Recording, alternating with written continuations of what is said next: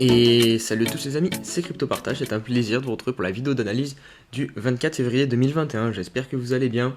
Réveil plus sympathique ce matin, puisque regardez, on a une map qui est de nos retours dans le vert totalement, avec beaucoup de vert foncé en plus, donc vraiment ça fait du bien, ça va rassurer un petit peu tout le monde, toute l'équipe, j'ai envie de dire, avec un Bitcoin qui est de retour à 50 000 dollars, presque 51 000, l'Ethereum qui se hisse au-dessus des 1700. Et vraiment, on a des belles performances du côté des alts qui rebondissent très bien, notamment Link qui est de retour pas loin des 30 dollars, Uni pareil 27, AV au-dessus des 400, Polka 430 à presque 37 dollars, le BNB 280, donc vraiment c'est très intéressant. On a aussi ADA Cardano au-dessus d'un dollar et je vais l'analyser en deuxième partie de vidéo, on me l'a beaucoup demandé.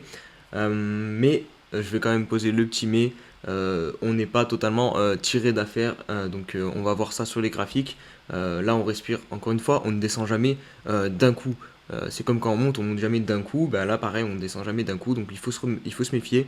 C'est peut-être juste un petit rebond et derrière, on va peut-être s'enfoncer plus profondément, mais on va voir ça dans quelques instants. On est bientôt 5000 sur la chaîne, donc vraiment ça va très très vite. Donc vraiment je vous remercie tous, tous ceux qui s'abonnent, qui like et qui commentent au quotidien. Mais pour les nouveaux, n'oubliez pas de nous rejoindre sur le Discord de la chaîne parce qu'il y a énormément d'entraide et vous allez apprendre beaucoup de choses sur les crypto-monnaies. Et aussi à me suivre sur Twitter, puisque quand je ne sors pas de vidéo, bah, c'est sur Twitter que je balance les informations. Donc voilà, si vous voulez ne rien louper sur les crypto-monnaies, Twitter plus Discord.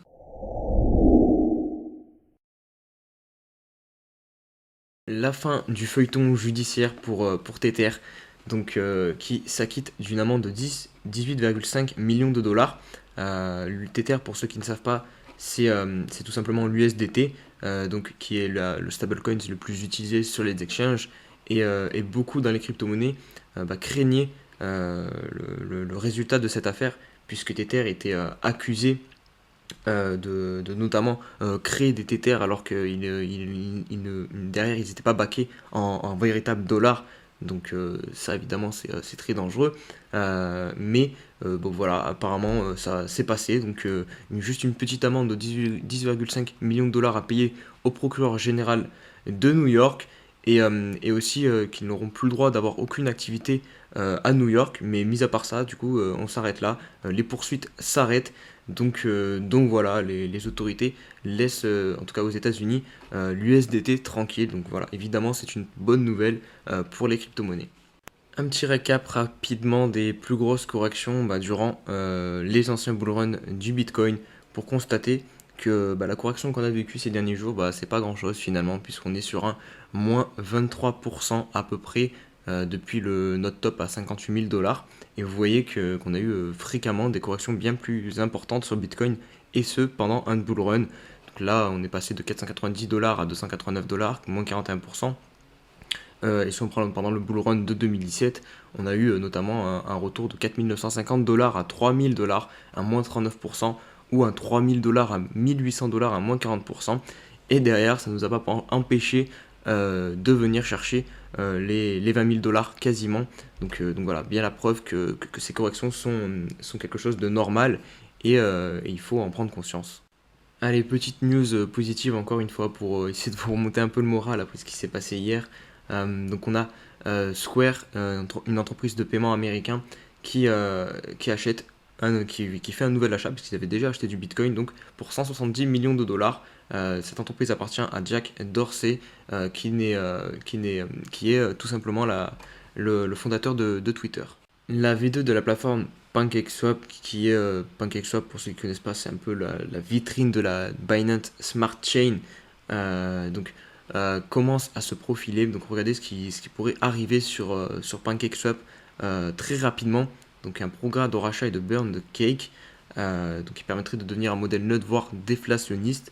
Un programme d'affiliation donc qui permettrait d'attirer encore plus d'utilisateurs, du margin trading et une gamification et des airdrops potentiels de NFT. Donc voilà, ça annonce que du beau finalement sur PancakeSwap et sur la Binance Smart Chain. Donc à voir si on n'a pas un retour en force de la BSC dans le deuxième trimestre 2021.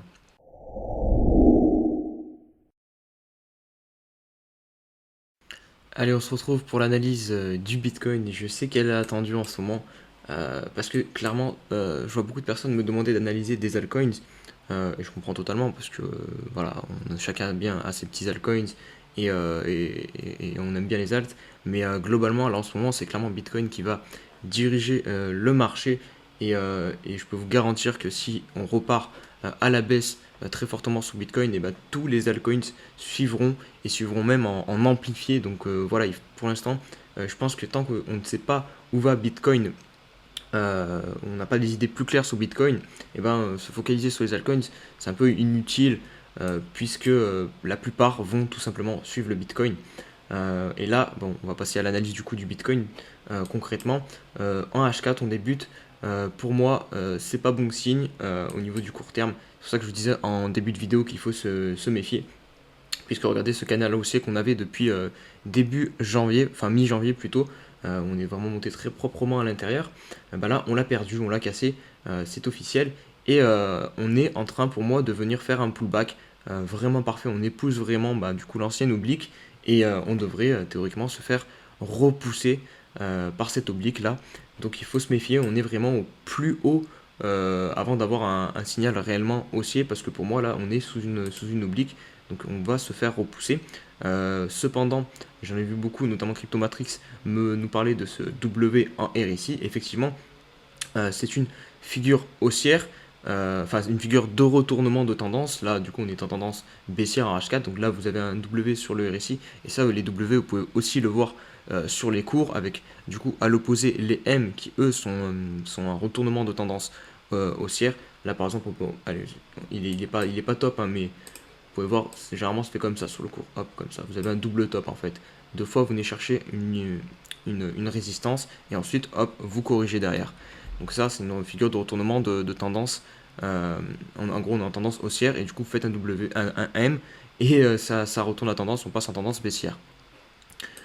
Et je me méfierais du coup de ce W en RSI puisque sur le RSI en H4, puisque derrière, regardez, ici, on en avait eu un. Là, hop. Et pourtant, derrière, on n'avait pas forcément explosé, on était même revenu au point de départ. Donc voilà, il faut se méfier de ce genre d'indicateur sur des unités de temps court terme. C'est ce que je vous dis tout le temps, le court terme, et c'est pour du court terme. Et là, à court terme, ok, on a un W. Regardez, d'ailleurs, on était juste un petit peu monté. Là, c'est ce qu'on a fait, on est monté un petit peu en H4. On peut très bien coller du coup cette oblique, monter un petit peu. Mais dans quelques jours, rien ne nous empêche du coup de s'enfoncer plus profondément et c'est le scénario que j'envisage personnellement. Donc voilà, il faut vraiment rester méfiant, c'est important de vérifier les unités de temps plus petites pour savoir ce qui va se passer à court terme, à très court terme, mais pour du long terme, il faut quand même se focaliser sur du daily et voir surtout du weekly et du mensuel. Donc maintenant, en daily, on a eu cette figure aussi qui m'a été partagée, notamment sur le Discord, donc voilà, je l'ai trouvée très pertinente, du coup je vous la partage. Puisqu'elle correspond à mon analyse. Je vous avais dit qu'un retour aux alentours des 40 000 dollars, c'est ce que je privilégiais. Et du coup, avec cette figure, c'est fortement possible, puisque regardez, on est venu chercher l'oblique haute ici, on a tapé dessus, là on s'est bien fait repousser. Et du coup, ça pourrait correspondre à un retour sur le support des 40. Enfin, du coup, on l'a pas encore travaillé comme support, parce que c'était une résistance surtout, mais du coup, on l'a validé comme support, et en plus, on vient de rechercher le bas, du coup, avec cette oblique. Donc ça pourrait être très intéressant, et ça permettrait, si on termine rapidement par du weekly, de permettre au RSI de passer sous la barre des 70, de faire dégonfler du coup les indicateurs comme le RSI, et c'est pas plus mal. Et ensuite, on pourrait enfin repartir to the moon sur Bitcoin, c'est ce qu'on veut. Mais avant, il faut souffrir un petit peu, c'est comme ça, il n'y a rien de gratuit dans la vie, les gars. Mais voilà, une petite correction qui s'impose, c'est pas grave. Comme je vous l'ai dit aussi, ces corrections lors du bull run de 2017, lors de tous les bull runs du Bitcoin, on en a eu des moins 40%. Donc voilà, tant que l'histoire se répète, il n'y a pas de raison de paniquer. Si on a un moins 60%, là je vous dirais, ok, c'est bizarre, il y a un truc bizarre qui est en train de se passer. Si clairement on passe en dessous d'ici, là, des 30 000 dollars, ça commencera à devenir bizarre. Mais vous voyez, là on est à 50 000, il n'y a pas de raison de paniquer, vraiment pas. On se retrouve sur l'Ether pour débuter les altcoins comme toujours.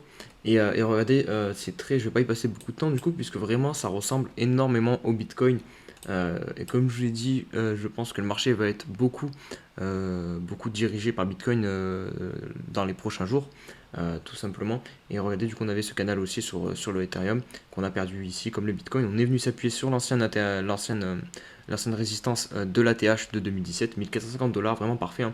On n'a pas clôturé du tout en dessous. On s'est fait repousser et là du coup on vient faire notre pullback sur cette oblique et regardez, on est en train de la dépasser, mais la clôture n'est pas effectuée. C'est pour ça que je vous dis tout le temps, je vous parle des clôtures. Les clôtures, c'est très important en fait. Dans une bougie, vous avez plusieurs informations. Vous avez la mèche. Du coup, la mèche, c'est le petit trait, le petit trait fin qui prolonge le corps de la bougie. Et le corps de la bougie, c'est ce que vous avez en plus gras, en plus gros, en plus épais. Et c'est ce corps de la bougie vous donne les clôtures en fait. Du coup, donc là, par exemple, le bas, c'est la clôture à l'ouverture de la bougie. Donc cette bougie en H4 à 9h, vous l'avez en bas. Je ne sais pas si vous suivez avec mon curseur, ici à ce niveau-là. Vous avez du coup l'ouverture de la bougie à 9h. Et la prochaine bougie, vous voyez, pardon, hop, elle est à 13h. Donc celle-ci va se clôturer à 13h. À 13h, on va fermer, on va mettre une nouvelle bougie ici. Et c'est cette clôture-là qu'il va falloir surveiller sur Ethereum, voir si on clôture au-dessus, ça serait plutôt bon signe du coup. Mais si on clôture en dessous, c'est pas bon signe du tout. Et on pourrait se faire enfoncer plus bas comme ce que je présage sur Bitcoin. Allez, on se retrouve sur Cardano qui m'a été beaucoup demandé, donc voilà, je le fais avec plaisir. Et c'est très très bullish pour moi Cardano. De toute façon, Cardano c'est un coin que je suis sur la chaîne, que je vous présente, parce que de toute façon c'est vous qui me le demandez à chaque fois.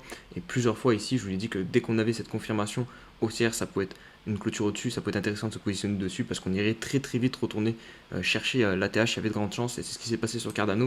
On est vraiment très vite retourné sur l'ancien plus haut de 2017. Maintenant, est-ce que ça va être tentable, j'ai envie de dire, de rentrer sur Cardano?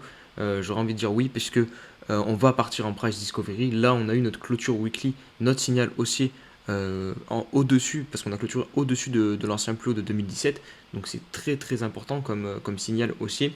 Maintenant, ouais, ça peut être intéressant d'accumuler un petit peu de ADA ici. Après, encore une fois, je vous le dis, n'oubliez pas le contexte actuel. Il faut quand même se méfier du Bitcoin à court terme. Donc j'attendrai quand même la fin du retracement de Bitcoin, je pense, pour me repositionner sur des alts. Mais là, c'est clair que sur ADA Cardano, il y a un petit truc à jouer, je pense, quand on va partir en price discovery. Et surtout que Bitcoin nous laissera un peu plus tranquille. On poursuit avec Avalanche, qui a énormément corrigé aussi, puisqu'il est passé de 60 $ à 24 $, pardon. Donc c'est un plus de moins 50%, c'est énorme hein, en court terme. Donc encore une fois, voilà, ça vous montre bien que rentrer sur des bougies comme ça, vraiment très verticales et où on prend des pourcentages très rapidement, c'est hyper risqué. Après, j'aime bien dire, enfin je le dis à chaque fois, tant qu'on est en bull run, ça par exemple pour moi, je pense pas que ce soit l'ATH ultime du bull run de 2021 sur Avax. C'est juste qu'à court terme, on corrige, on récupère tout ce qu'on a fait ici. Mais derrière, quand on va repartir du coup du côté de Bitcoin, je pense vraiment que Avax va repartir aussi et va nous faire une nouvelle poussée encore plus haute. Mais en tout cas, à court terme, rentrer ici, ouais, c'est clairement pas optimal. Maintenant, on a quand même très bien corrigé, on est sur un moins 60% à peu près, moins 50%. Donc ouais, ça peut être intéressant de commencer à se repositionner sur ce genre d'altcoin si on croit au projet derrière. Notamment, en plus, là, on voit qu'on vient de trouver du coup notre premier bottom pour le moment. C'est le point bas, le plus bas qu'on a en termes de clôture en H4 à 25 $ à peu près. Et c'est un niveau qu'on avait travaillé ici. Regardez, on a même fait un pullback quand on l'avait cassé. Donc voilà, c'est pertinent. On a au-dessus de notre tête le niveau, je pense, où il faudrait s'affranchir pour repartir plutôt bien en tendance haussière sur le AVAX. C'est le niveau des 33 $. Mais bon, comme dit, je me méfie du Bitcoin à court terme. Donc pourquoi pas ranger dans ce petit canal avant de repartir plus haut sur Avalanche. On se retrouve sur Flow maintenant. Bon là il n'y a pas beaucoup d'historique, hein, j'ai pas trouvé, parce que c'est un projet récent de toute façon, il me semble Flow. Donc voilà, ça commence au 27 janvier l'historique, donc voilà, je vais pas pouvoir faire une grosse analyse dessus. Mais c'est quand même intéressant, en tout cas ce que je vois ici, puisqu'on on dirait que c'est la vidéo des W aujourd'hui. Là on voit un beau W qui est en train de se former sur le cours et qui s'est formé sur le RSI ici. Donc ouais, c'est plutôt intéressant ce qui est en train de se passer sur Flow. Après, voilà, vous n'avez pas beaucoup d'historique, donc c'est très risqué de rentrer sur ça. Le prix, on ne connaît pas réellement la valeur de cette crypto. Le marché découvre encore un petit peu, puisqu'elle a été listée très récemment. Donc il faut se méfier. Mais ouais, on a un petit W qui est en train de se former et c'est plutôt bon signe. Allez, on va passer sur cette crypto, donc Holochain, qui m'a été demandé aussi en commentaire. Voilà, j'ai essayé de satisfaire un petit peu tout le monde, mais là, il n'y a pas grand-chose aussi à dire.